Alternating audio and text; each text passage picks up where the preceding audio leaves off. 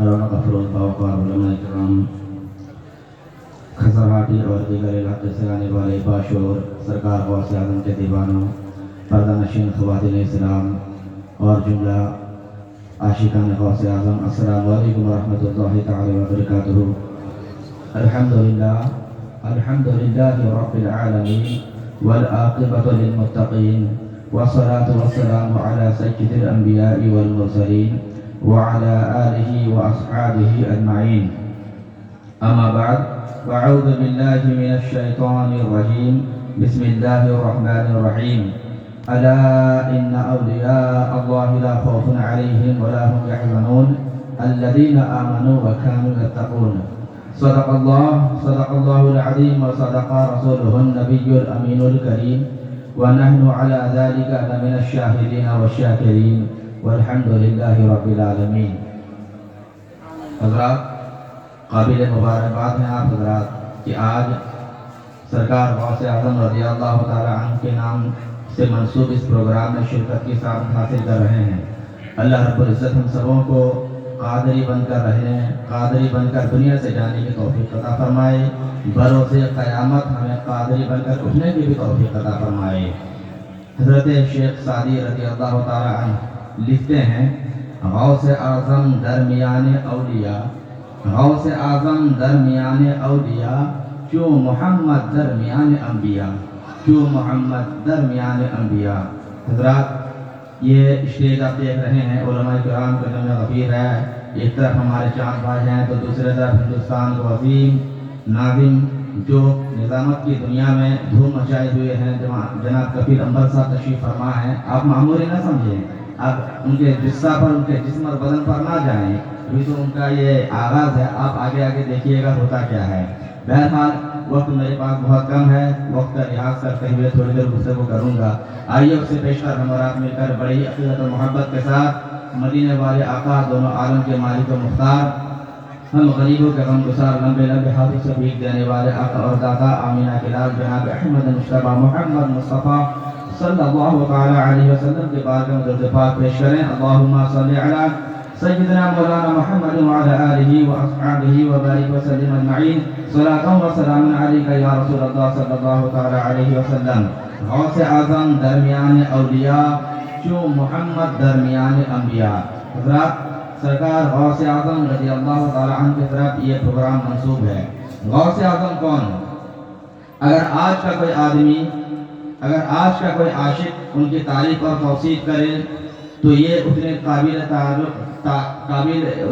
اعتماد بات نہیں ہوگی، لیکن اگر ہم اپنے ماضی کی طرف پلٹ کر دیکھیں تو ایران کے سرزمین سے تعلق رکھنے والا وہ عظیم ہستی جن کو دنیا نے شیخ سعدی کے نام سے جانا اور پہچانا، جن کے اشعار اور جن کی نصیحت آمیز باتوں پر آج دنیا عمل کرتے نظر آ رہی ہے، وہ شیخ سعدی لکھتے ہیں کہ غوث اعظم درمیان اولیاء، جو محمد درمیان انبیاء، یعنی سرکار غوث اعظم کی ذات، سرکار غوث اعظم کا مقام اور مرتبہ اولیاء کرام کی جماعت کے درمیان اتنا اونچا ہے جو مقام اور مرتبہ نبی آخر الزمان صلی اللہ علیہ وسلم کا انبیاء کرام کے درمیان ہے۔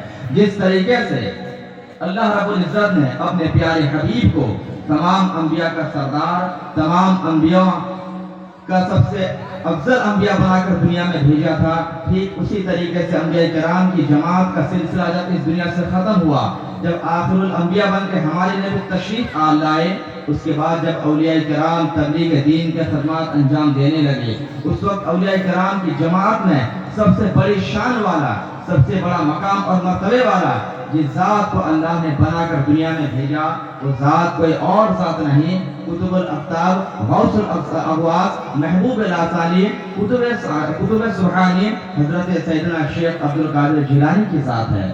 یہ ذات کون ذات ہے؟ اولیاء جن پر ناز کرے اس ذات کا نام غوث اعظم ہے۔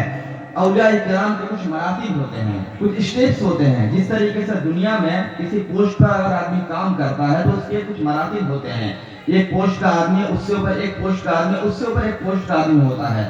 ہر ایک کے اوپر کوئی ضرور ہوتا ہے. ٹھیک اسی طریقے سے اللہ کی بارگاہ میں اللہ کا قرب حاصل کرنے والے جو نیک بندے ہوتے ہیں ان کے بھی مراتب ہوتے ہیں. ولی ہوتا ہے, کوئی قطب ہوتا ہے, کوئی ابدال ہوتا ہے, کوئی غوث ہوتا ہے. لیکن زمانے میں دیکھا کہ ولی کے اوپر, قطب کے اوپر, غوث کے اوپر, ابدال کے اوپر جس ذات کا نام لکھا ہے اس ذات کو آج دنیا غوث اعظم کے نام سے جانتی ہے. اللہ نعرہ تکبیر, نعرہ رسالت.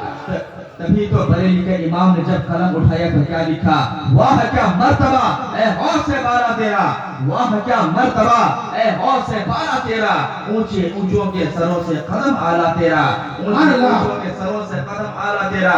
جب بغداد کی سرزمین سے سرکار غوث اعظم نے اعلان جاری فرمایا تھا, قدمی حاضری علی رغبت کل ولی اللہ, میرا یہ قدم تمام اولیاء کے گردن پر ہے. اس وقت 2 4 10 20 نہیں بلکہ روئے زمین پر موجود 300 اولیاء کرام نے اپنی گردنوں کو جھکا دیا اور سرکار غوث اعظم کی ولایت کو تسلیم کر لیا. سرکار غوث اعظم کی شان وہ عظیم شان ہے جس کو ہم آپ کیا بیان کریں. سرکار غوث اعظم کی شان تو اللہ رب العزت اپنے حبیب سے بیان کرتا ہے, وہ سرکار غوث اعظم کی شان ہے. حضرات, سرکار غوث اعظم کی کرامت کو بیان کر دینا یہ کمال کی بات نہیں ہے, کرامت بیان کرنا مقصود بھی نہیں ہے, بلکہ آج کے اس نازک دور میں ہمیں جس چیز کو فالو کرنا ہے ہمیں وہ دیکھنا ہے کہ سرکار غوث اعظم کی زندگی سے ہمیں نصیحت کیا ملتی ہے, ہمیں پیغام کیا ملتا ہے. آج کے اس مختصر سے وزن میں میرا ایک ہی میسج ہے کہ سرکار غوث اعظم کا پیغام ہم عاشقان غوث اعظم کے نام, سرکار غوث اعظم کا پیغام ہم عاشقان غوث اعظم کے نام. سرکار غوث اعظم کی ذات وہ عظیم ذات ہے کہ دنیا میں کوئی آدمی ریاضت کرتا ہے, مجاہدہ کرتا ہے, پھر اللہ کا قرب حاصل کرتا ہے تو ولایت کا درجہ پاتا ہے. لیکن سرکار غوث اعظم کی شان دیکھو دیوانو. سرکار غوث اعظم سے پوچھا کہ حضور آپ کو کیسے معلوم ہوا کہ آپ اللہ کے ولی ہیں, آپ کو کیسے معلوم ہوا کہ آپ کو اللہ نے اپنا قرب عطا کیا ہے. سرکار غوث اعظم 15-20 سال کے بعد نہیں, 55 کے زمانے میں فرماتے ہیں کہ میرا حال یہ ہے کہ مجھے اس وقت علم ہوا جب میں بچپنے کے عالم میں مدرسہ جایا کرتا تھا. مدرسے میں قدم رکھتے ہی بچوں کی صفیں لگ جاتی تھی اور بچے بھر جاتے تھے. ایک ندا سے آواز آتی تھی, جگہ خالی کر دو, اللہ کا ولی عبد القادر آیا ہوا ہے. اللہ 15-20 سال مجاہدہ کے بعد آدمی ولایت کا درجہ حاصل کرتا ہے. لیکن اللہ نے غوث اعظم کو کیا شان عطا کیا, بچپنے کے عالم میں ہی آپ کو اس بات کا علم ہو جاتا ہے کہ اللہ نے آپ کو کیا مقام اور مرتبہ سے سرفراز فرمایا ہے. سرکار غوث اعظم خود ارشاد فرماتے ہیں کہ بچپن کا زمانہ تھا, دوسرے بچے کھیل کود کرتے تھے, میرا بھی جی چاہتا تھا کہ میں بھی کھیل کود کروں. ایک دفعہ کا واقعہ کچھ اس طرح ہوتا ہے کہ ایک بیل آ جاتا ہے, اب دوسرے بچے اس بیل سے کھیلنا شروع کر دیتے ہیں, اس کے ساتھ چھیڑخانی شروع کر دیتے ہیں. کوئی دم پکڑ کے کھینچتا ہے, کوئی کان پکڑ کر کھینچتا ہے, کوئی اس کو ڈھیلے سے مارتا, طرح طرح سے لوگ پریشان کرتے ہیں. سرکار غوث اعظم فرماتے ہیں کہ جب بچپن کے عالم میں میں نے یہ دیکھا تو میرا بھی دل چاہا کہ میں بھی بچوں کے ساتھ کچھ کھیل کود کر لوں, کیوں نہ میں بھی چھیڑ چھاڑ کر لوں. سرکار غوث اعظم فرماتے ہیں کہ بچوں کا دیکھا دیکھی میں بھی اس جگہ پر پہنچا. جب میں نے دیکھا کوئی بچہ بیل کے دم پکڑ کر کھینچ رہا ہے, کوئی کان پکڑ کر کھینچ رہا ہے, کوئی ڈھیلا مارتا ہوا نظر آ رہا ہے, تو میں نے بھی بیل کے دم کو پکڑ لیا. سرکار غوث اعظم فرماتے ہیں کہ میں نے بیل کے دم کو پکڑا. دم پکڑنا کیا تھا کہ بیل میری طرف پلٹا, اللہ نے اس کو زبان عطا کی اور بیل نے بزبان حال یوں کہا کہ اے عبد القادر, دوسرے بچے مجھ کو پریشان کر رہے ہیں, دوسرے بچے مجھ کو تنگ کر رہے ہیں, تو کم سے کم یہ نہ کر. اے عبد القادر, اللہ نے تجھے کھیلنے کے لیے نہیں پیدا کیا, اللہ نے تجھے تماشا کرنے کے لیے نہیں پیدا کیا. نعرہ تکبیر, نعرہ رسالت, کرامت غوث اعظم. اللہ نے بیل کو زبان عطا کر دیا. بیل اپنی زبان سے کہتا ہوا نظر آ رہا تھا, اے عبد القادر, تو دوسرے بچوں کی طرح نہیں ہے, تیری زندگی کا مقصد کھیلنا کودنا نہیں ہے, بلکہ اللہ نے تجھے اپنا قرب عطا کیا ہے, اللہ نے تجھے اپنا ولی بنایا ہے. تیرا مشن, تیری زندگی کا ٹارگٹ ایک ہی ایک ہے کہ تجھے اللہ کے دین کی تبلیغ کرنی ہے, تجھے اللہ کے دین کی نشر و اشاعت کرنا ہے. یہی تیرے زندگی کا اہم مقصد ہے. تب سے سرکار غوث اعظم نے جان لیا کہ میری زندگی دوسرے بچوں کی طرح سے نہیں ہے, میری زندگی عام بچوں کی طرح سے نہیں ہے, بلکہ مجھے اللہ کے دین پر چلنا ہے اور لوگوں کو راہ راست پر چلانے کی کوشش بھی کرنی ہے. سرکار غوث اعظم رضی اللہ تعالیٰ عنہ کی کرامت کو سن کر ہم صرف یہی سمجھتے ہیں کہ جو ہوا پر اڑ لے وہی اللہ کا ولی ہوتا ہے، جو اپنے کھڑاؤں کو اپنے جوتی چپلوں کا آسمان پر اڑا دے، جو پانی پر چل جائے وہی اللہ کا ولی ہوتا ہے۔ نہیں میرے عزیزوں، کھسر ہاٹی کے غیور مسلمانوں، سمجھدار ذی شعور مسلمانوں، ذرا غور تو کرو، ہوا پر اڑنے کا نام ولی نہیں ہے۔ سرکار باعزت بستانی رضی اللہ تعالیٰ عنہ ارشاد فرماتے ہیں، اے لوگوں سنو، اگر کسی انسان کو آسمان میں اڑتے ہوئے دیکھ لو تب بھی اسے اللہ کا ولی نہ سمجھ لو، جب تک یہ نہ دیکھو کہ وہ نماز پڑھ رہا ہے کہ نہیں، وہ روزے رکھ رہا ہے کہ نہیں، وہ زکات کی ادائیگی کر رہا ہے کہ نہیں۔ سب سے پہلے شریعت، اگر شریعت نہیں ہے تو کوئی طریقت کے راہ پر گامزن نہیں ہو سکتا ہے۔ شریعت پہلے ہے، اس کے بعد طریقت ہے، پھر معرفت ہے، پھر حقیقت ہے۔ شریعت سب سے پہلا ذریعہ ہے۔ جو شخص شریعت پر عمل نہیں کر سکتا وہ عامل بالشریعہ نہیں ہے، جو کبھی بھی طریقت کے منازل کو طے نہیں کر سکتا۔ جو شریعت کا علم حاصل نہ کرے، جو دین کا علم حاصل نہ کرے، وہ عالم تو بہت، ولی تو بہت دور کی بات ہے، وہ مومن کامل بھی نہیں بن سکتا۔ ولایت اس کا نام نہیں ہے کہ آسمان میں اڑ لیا جائے۔ سرکار غوث اعظم رضی اللہ تعالی عنہ نے سب سے پہلے علم دین حاصل کیا، ظاہری علوم حاصل کیے۔ کتنا؟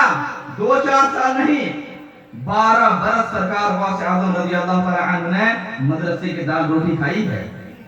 12 سال آپ نے علوم ظاہریہ حاصل کی، فقہ، نحو، صرف کا علوم حاصل کیے 12 برس تک۔ اس کے بعد جب آپ علوم ظاہریہ سے فارغ ہوئے، آپ کا دل چاہا کہ اب علوم باطنیہ حاصل کر لیا جائے، اب روح کی اصلاح کر لی جائے۔ آپ خود فرماتے ہیں، اس کے بعد میں نے مدائن کے جنگل کا ارادہ کیا، عراق کے جنگلوں کا ارادہ کیا۔ میرے سرکار غوث اعظم ارشاد فرماتے ہیں، 1-2 سال نہیں، 25 برس میں مدائن کے جنگل میں عبادت میں، ریاضت میں مصروف رہا، اللہ کی عبادت میں رہا۔ 25 سال تک میں نے عبادت کیا، نہ کھانے کی فکر، نہ سونے کی فکر۔ 25 برس تک سمندر کا پانی پیا، درخت کے جنگلوں کے پتوں کو کھایا، کھا کر میں نے یہ مقام اور مرتبہ حاصل کیا۔ آج اگر کوئی یہ سمجھتا ہے کہ میں 5 وقت کا نمازی بن کر اللہ کا قرب حاصل کر لوں گا، یہ اس کی خام خیالی ہے۔ تو یہ سمجھتا ہے کہ میں نے زکات ادا کر دی، میں حاجی ہو گیا تو میں بہت بڑا اللہ کا قریبی ہو گیا۔ نہیں میرے عزیزوں، فقط فرائض کے ادائیگی کے ذریعے کوئی شخص اللہ کا قرب حاصل نہیں کر سکتا۔ اللہ کا قرب حاصل کرنا ہے تو فرائض کے ادائیگی کے بعد نوافل کی طرف متوجہ ہو جاؤ۔ فرائض کی ادائیگی کے بعد کثرت کے ساتھ ریاضت و مجاہدہ کرو۔ اگر یہی بات ہوتی تو سرکار غوث اعظم کو 25 سال جنگل میں گزارنے کی کیوں نوبت پیش آتی؟ سرکار غوث اعظم نے دنیا والوں کو پیغام دے دیا کہ اگر اللہ کا قرب حاصل کرنا ہے، اللہ کا ولی بننا ہے تو فرائض کے ادائیگی کے بعد بھی نوافل کے ساتھ مشغول ہو جاؤ، ریاضت و مجاہدہ کرو، تقویٰ خوف الہی سینے میں بسا لو۔ جب کوئی بندہ 25 برس تک اس قدر ریاضت و مجاہدہ کرے گا تب جا کر اللہ اس بندے کو یہ مقام عطا کرے گا۔ جو بندہ خود کہے گا نظر تو الہ بلاد اللہ ملکا کہ خردلت علی حسن استثاری، میں اللہ کی پورے زمین کو، پورے روئے زمین کو ایسے دیکھ رہا ہوں جیسے میرے ہاتھ میں رائی کا دانہ ہو۔ سبحان اللہ، سبحان اللہ۔ غوث اعظم کی کرامت دیکھو، کرامت تو اپنی جگہ ہے، آپ کو اللہ نے آپ کے علم کے عوض کیا مقام عطا کیا۔ خود فرماتے ہیں کہ میں اللہ کی پوری زمین کو اس طرح دیکھ رہا ہوں جیسے ہاتھ میں سرسوں کا دانہ دیکھتا ہوں۔ ذرا غور تو کرو، روئے زمین اتنی چھوٹی ہے، 500 برس کی مسافت ہے۔ لکھنے والوں نے لکھا کہ اگر کوئی شخص پیدل چلے تو 500 برس پیدل چلے گا تو روئے زمین کی مسافت طے کر پائے گا۔ اتنی بڑی اللہ کی زمین کو میرا غوث کہہ رہا ہے کہ میں ہاتھ کے ہتھیلی میں سرسوں کی دانے کی طرح دیکھ رہا ہوں۔ اب اور آگے چلو، اب عشاق کے لیے ایک پیغام سرکار غوث اعظم کے دیوانوں سنو۔ میرے غوث اعظم ارشاد فرماتے ہیں، میں پوری دنیا کو ہاتھ پر رکھے ہوئے سرسوں کی دانے کی طرح دیکھ رہا ہوں۔ اب ایسی حالت میں اگر کوئی میرا غلام دنیا کے ایک کونے سے مصیبت کی گھڑی میں یا غوث کہہ کر مجھے پکارے، میں دنیا کے دوسرے کونے سے اس کی مدد کرتا ہوا نظر آؤں گا۔ سبحان اللہ، سبحان اللہ۔ سرکار غوث اعظم کا فیضان ہے۔ ایک شخص سرکار غوث اعظم کی بارگاہ میں حاضر ہو، عرض کیا حضور، اگر کوئی شخص آپ کے ہاتھ پر ہاتھ دے کر ڈائریکٹلی بیعت نہ کرے، مرید نہ ہو، تو کیا وہ آپ کے غلاموں میں شامل ہوگا؟ کیا وہ آپ کا مرید ہوگا؟ آپ کا مرید ہوگا؟ اگر آپ کے ہاتھ پر ہاتھ دے کر مرید نہ ہوا تو کیا حال ہوگا؟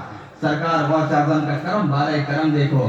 میرے عبدالقادر جیلانی رضی اللہ تعالیٰ عنہ ارشاد فرماتے ہیں اے سائل پوچھتا یہ سوال ہے اس کا جواب بھی سنتا چل. اگر کوئی شخص میرے ہاتھ پر ہاتھ دے کر مرید نہ ہو لیکن فقط میرے سلسلے سے وہ بیعت حاصل کر لے, میرے سلسلے سے منسلک کسی پیر کامل کے ہاتھ پر ہاتھ دے کر مرید ہو جائے تو وہ شخص بھی میرے مریدوں میں شامل ہوگا. قیامت وہ قادری بن کر اٹھایا جائے گا اور اس مرید کو اس وقت تک موت نہیں آئے گی جب تک اللہ اسے توبہ کی توفیق نصیب نہ کر دے.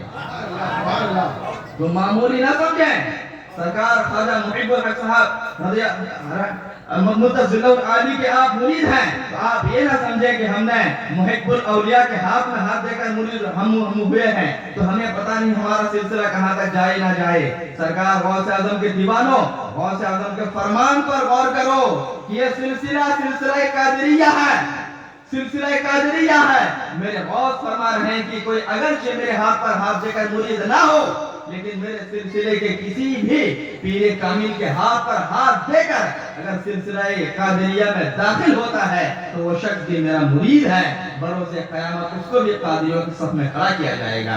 کتنا بڑا فرمان عالی شان ہے. تو ایسے پیر کامل کی تلاش میں لگے رہنا چاہیے کہ آپ کا سلسلہ بھی آپ کا رشتہ بھی کسی طریقے سے سرکار غوث اعظم سے جا کر مل جائے. سرکار غوث اعظم رضی اللہ تعالی عنہ نے 12 سال ظاہر علوم حاصل کیے, 25 سال مجاہدہ کیا, تب اللہ نے آپ کو وہ مقام اور مرتبہ اور ایسا علم کا جم و جلال عطا کیا کہ جب آپ فراغت کے بعد بغداد کی سرزمین پر قدم رنجہ ہوتے ہیں پورے علاقے کے علماء کرام آپ کے بارگاہ میں آ جاتے ہیں.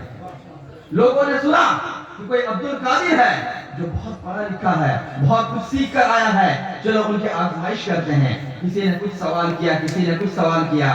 سرکار غوث اعظم کو اللہ نے علم لدنی سے سرفراز فرمایا تھا. آپ کو اللہ نے وہ بھی علم عطا کیا تھا. آپ نے ہر ایک کے سوال کا تشفی بخش جواب دے دیا. بالآخر شریف مکہ جو مکہ کا بہت بڑا سب سے بڑے مفتی تھے وہ سرکار غوث اعظم کی بارگاہ میں حاضر ہوتے ہیں. یہ واقعہ ابھی موجودہ بغداد شریف کے جو سجادہ نشین ہیں شیخ گیلانی نے اپنے خطبات میں ذکر کیا اس واقعہ کو کہ شریف مکہ جو مکہ کے سب سے بڑے مفتی تھے سرکار غوث اعظم کی بارگاہ میں حاضر ہوتے ہیں کہ چلو دیکھیں تو صحیح کہ ان کے علم کا عالم کیا ہے. یہ بھی علم کے پائے میں کم نہیں تھے, مکہ کے سب سے بڑے مفتی تھے. سرکار غوث اعظم کے بارگاہ میں حاضر ہوتے ہیں. سوال کیا, جواب دیا گیا, پھر سوال ہوا, پھر جواب دیا گیا. اب میرے سرکار غوث اعظم فرماتے ہیں کہ اے شریف مکہ آپ نے تو بہت سے سوال کیے, میں آپ کو ایک سوال کرتا ہوں, آپ میرے سوال کا جواب دے دیجیے. Only one question I would like to put in front of you. Just you have to go to the answer. اے شریف مکہ صرف ایک کوشچن میں آپ کے روبرو رکھوں گا, اس کا جواب دے دیجیے. سرکار غوث اعظم کے فرمان کو سن کر شریف مکہ نے کہا کہ حضور ارشاد ہو. سرکار غوث اعظم نے دل تھام کے بیٹھے. بہت ہی انوکھا سوال. سرکار غوث اعظم نے کہا کہ شریف مکہ ذرا یہ تو بتائیے رسول کریم صلی اللہ علیہ وسلم کو جب غسل دیا گیا انتقال کے بعد جب غسل دیا گیا وہ غسل کا پانی کہاں گیا؟ وہ غسل کا پانی کہاں گیا؟ آپ میں سے کوئی بتا سکتا ہے کہ وہ غسل کا پانی کہاں گیا؟ ہوا سب کی اڑ گئی ہوگی. ظاہر سی بات ہے سوال ہی ایسا تھا. اتنا ٹف کوشچن کہ وہ غسل کا پانی کہاں گیا. بہت کم ایسی روایتیں ہیں جہاں یہ بات موجود ہے, یہ بات ملتی ہے. جب شریف مکہ نے سوال سنا تو بہت دیر تک غور و فکر کرتے رہے, لیکن جب کوئی جواب نہیں بنا تو کہا کہ حضور مجھے مہلت دیجیے, تھوڑی سی مہلت دیجیے تاکہ میں کل آپ کے سوال کا تشفی بخش جواب آپ کو دے دوں. سرکار غوث اعظم نے کہا ٹھیک ہے آپ جائیے. جانے کے بعد اب شریف مکہ اپنی لائبریری میں پہنچتے ہیں. چاروں طرف سے کتابوں کا انبار ہے, پوری رات کتابوں کا مطالعہ, کتابیں ڈھونڈتے تھک جاتے ہیں کہ وہ غسل کا پانی گیا تو کہاں گیا, سمجھ میں نہیں آ رہا ہے, کوئی حل نظر نہیں آ رہا ہے. اسی پشو پیش میں سوچتے غور و فکر کرتے آپ کی آنکھ لگتی ہے, زبان پر درود پاک جاری اور ساری ہو جاتی ہے. ادھر رسول اللہ پر درود بھیجنا تھا, ادھر قسمت کا ستارہ سے چمک اٹھتا ہے. رات کو خواب میں رسول کریم تشریف لاتے ہیں اور پوچھتے ہیں شریف مکہ مجھے کیوں یاد کیا؟ اے شریف مکہ مجھے کیوں یاد کیا؟ शरीफ मक्का ने हाल अर्ज किया, हुजूर मामला ऐसा है कि आपको जो गुस्ल दिया गया था, गुस्ल शरीफ के बाद वो गुसारा कहाँ चला गया? इस सवाल का जवाब मुझे नहीं मिल रहा है, हुजूर जरा इसका जवाब इनायत फरमा दें। सरकार रसूल करीम सल्लल्लाहु अलैहि वसल्लम ने जब ये सवाल सुना तो आपने पूछा कि मुझसे क्या पूछते हो, मुझसे क्या पूछते हो? मेरे बगल में ये जो नूरानी चेहरे वाले शख्स है, इनसे सवाल का जवाब पूछो। शरीफ मक्का कहते हैं कि मैंने रसूल गिरामी वक़ार को तो पहचान लिया, आपका चेहरा बिल्कुल मेरे सामने आया था, मैंने पहचान लिया, लेकिन आपके राइट साइड में जो नूरानी चेहरे वाले शख्स थे, मैं उसको पहचान ना सका। कभी कभी ऐसा होता है ना कि जब निगाहों के सामने बहुत तेज रोशनी होती है तो हम उस चीज को, उस लाइट को देख नहीं सकते हैं। जैसे मेरी निगाहों के सामने तेज रोशनी है, मैं इस लाइट को ढंग से देख नहीं पाऊंगा, उजाला तो है लेकिन लाइट को देखने की जुर्रत मेरी आंखों के अंदर नहीं है। शरीफ मक्का के साथ भी यही मामला हुआ। वो कहते हैं कि मैंने रसूलुल्लाह को तो पहचान लिया, लेकिन उनके दाहिने साइड में जो बुजुर्ग शख्स थे जिनका चेहरा बड़ा ही नूरानी था, मैं उनको पहचान नहीं पाया। रसूलुल्लाह ने फरमाया कि इस सवाल का जवाब मैं नहीं दूंगा, बल्कि मेरा ये बेटा देगा। इस सवाल को मेरे बेटे से पूछो, वही इस सवाल का जवाब देगा। शरीफ मक्का ने 10 बस्ता अर्ज किया, हुजूर अब आप ही मेरी नैया को पार लगाइए, मेरे सवाल का जवाब दीजिए। रसूलुल्लाह के बगल में खड़े हुए बुजुर्ग शख्स ने कहा कि ऐ शरीफ मक्का, अगर जानना चाहता है तो जान, सुनना चाहता है तो सुन ले। इस सवाल का जवाब यह है कि जब अल्लाह के रसूल के इंतकाल के बाद आपको गुस्ल दिया गया था, उस गुस्ल के पानी को फरिश्तों ने जमीन पर गिरने नहीं दिया, फरिश्तों ने उस पानी को उठा लिया, आसमान पर लेकर चले गए, फिर उसको बादल की शक्ल दे दिया गया।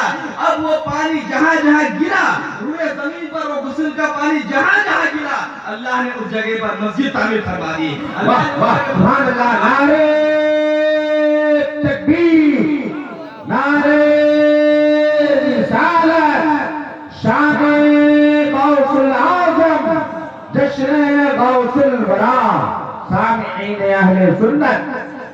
लोगों ये सोचते होंगे, ये सोचते हो रहे हो ना कि मस्जिद मामूली जगह है। नहीं मेरे अजीजों, नहीं मेरे दोस्तों, मस्जिद मामूली जगह नहीं है।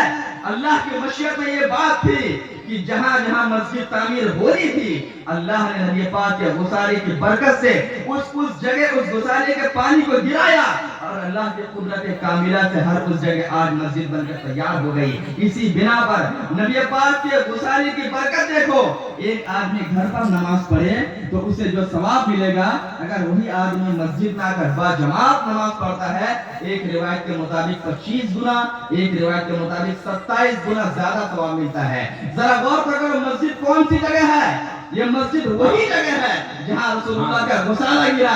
रसूलुल्लाह का गुसाला गिरा तो उस जगह की अहमियत इतनी ज्यादा हो जाती है कि वहां नमाज का सवाब 27 गुना ज्यादा मिल रहा है। जब रसूलुल्लाह के गुसाले की बरकत इतनी है तो रसूलुल्लाह की जात की बरकत क्या होगी? रसूलुल्लाह की जात की बरकत क्या होगी? अल्लाह ने उस नबी को ऐसा बनाकर ही भेजा था। इसीलिए तो हम कहते हैं सबसे औला व आला हमारा नबी, सबसे बड़ा व आला हमारा नबी, दोनों आलम का दूल्हा हमारा नबी, दोनों आलम का दूल्हा हमारा नबी।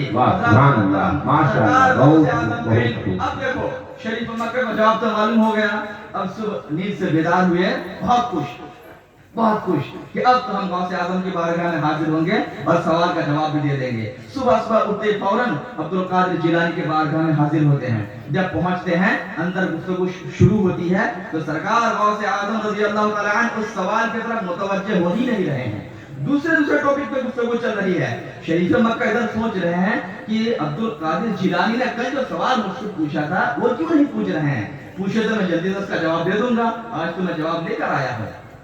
लेकिन सरकार गौसे आजम की शान देखो, सरकार गौसे आजम वलियों की शान देखो, दिलों को पढ़ लेते हैं, दिलों को पढ़ लेते हैं। तभी तो कहा जाता है ना, उलमा की बारगाह में जाओ तो जुबान को संभाल कर जाओ, औलिया की बारगाह में जाओ तो दिल को संभाल कर जाओ। सरकार गौसे आजम फरमाते हैं, अभी शरीफ मक्का ने कुछ कहा नहीं, मेरे गौसे आजम कहते हैं शरीफ मक्का आप यही सोच रहे हैं ना कि मैं कल वाला सवाल आपसे आज क्यों नहीं पूछ रहा हूँ?